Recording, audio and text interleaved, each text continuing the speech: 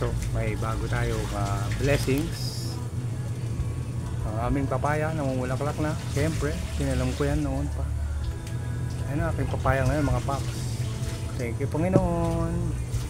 Bago na naman akong gulay dito. Ayan, papaya po. Baka natin yung ano yan, pinaka bunga para iluto. Sinolaw, ano mong luto pwede sa papaya. Ito mga paps, kasama siyempre yung ating blessing ng kalamansi. Ayan o, bumabalik din ating kalamansi ngayon. Thank you Panginoon, dumadami ng aking vitamins. Vitamins ito. Ayan, meron tayong maliit na bunga yan o. Ayan na siya, sa malalaki na iba. Thank you sa aking inanim ko to noon pa. Nilipat ko dyan sa balde ng pitura. Ayan.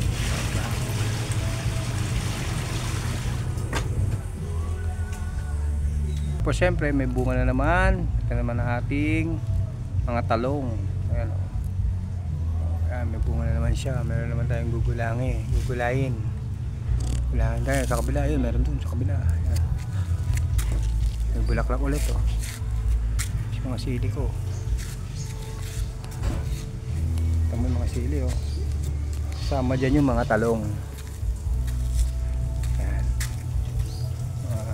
Tinalim ko yan mga nakaraan tayo magkasakit. Ayan o, talong ko. Siyempre magkakaroon naman tayo ng ulam na talong. May pandan tayo ron. Ayan ang aming mga nagalit dito sa bahay, diba?